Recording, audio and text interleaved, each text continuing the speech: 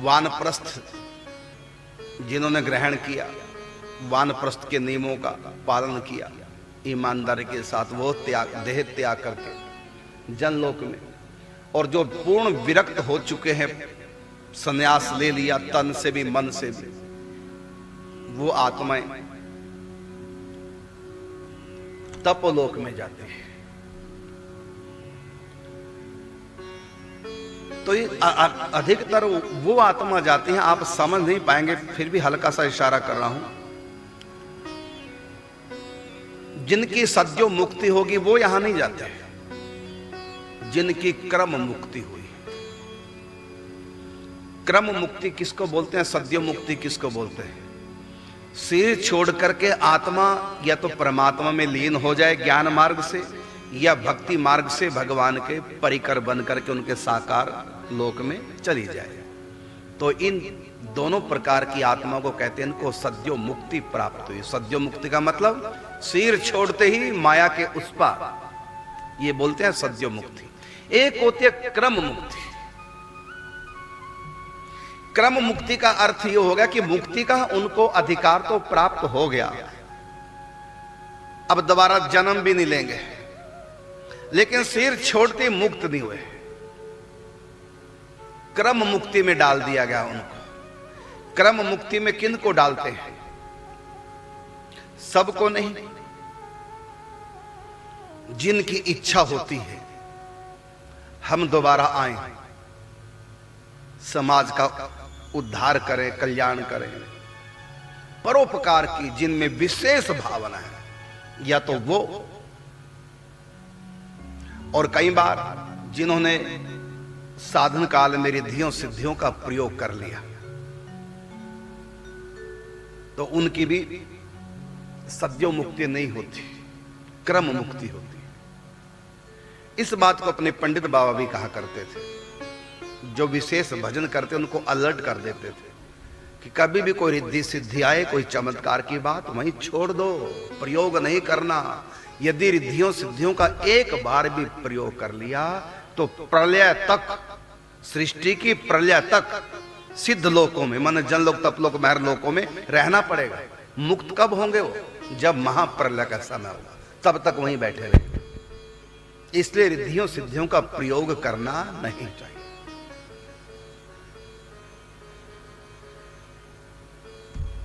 तो ऐसे जो आत्मा है, परोपकार की विशेष भावना है, या रिद्धि सिद्धियों का प्रयोग करने लग गए, ऐसी आत्मा को तुरंत मुक्त नहीं होती। वो शरीर छोड़ के तुरंत मुक्त ना होकर के, बल्कि यदि वो गृहस्थ है तो महरलोक में, यदि वानप्रस्थ है तो जनलोक में, और यदि सन्यासी हैं, विरक्त हैं, फिर वो जाते हैं तपलोक में।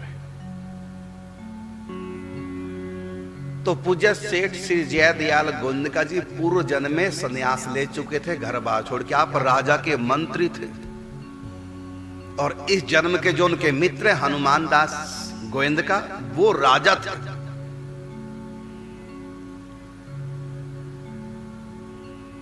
तो सेठ जी ने अपने उस मित्र को पूर्व जन्म की उनको बात बता दी कि अब कर लो भजन, अभी समय है, पिछले जन्म में गफलती की थी तुमने, मेरी बात मानकर, मैंने मंत्री की बात मानकर सन्यास तो ले लिया था। मंत्री ने, मैंने और तुमने, मतलब मंत्री ने और राजा ने। मेरी आयु कम होने से, यद्यपि मेरा मन संसार से बिल्कुल हट चुका था, साधना पे पूर्ण रूपेण तन मन धन न्यौछावर कर दिया था, लेकिन मौत आ गई, सिद्धि से पहले मृत्यु आ गई। इसलिए मैं ऊर्ध्व लोकों में चला गया।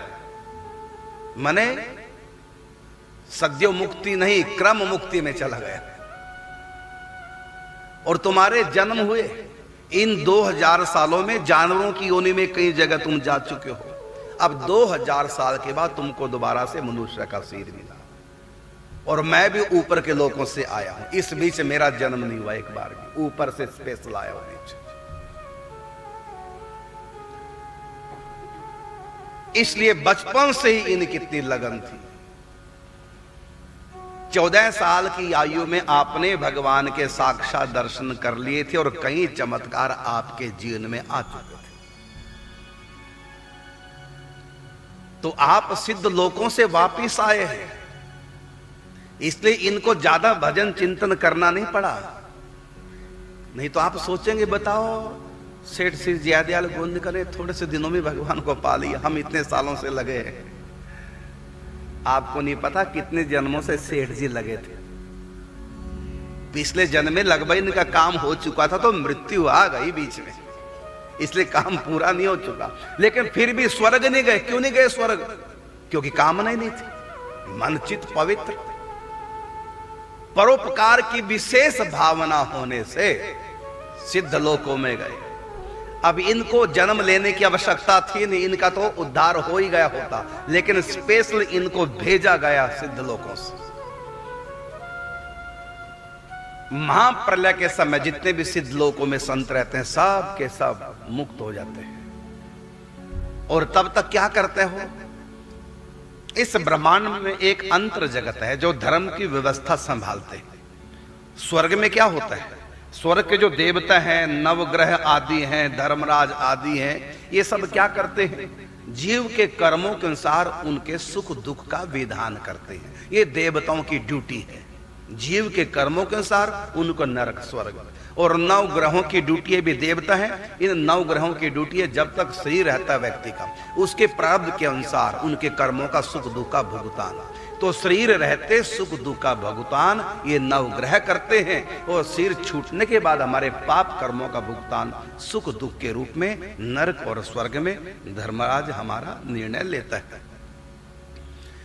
तो सेठ जी पूर्व जन्म में स्वर्ग नहीं गए, शरीर छोड़ने के बाद ना मुक्त हुए, सिद्ध लोकों में गए।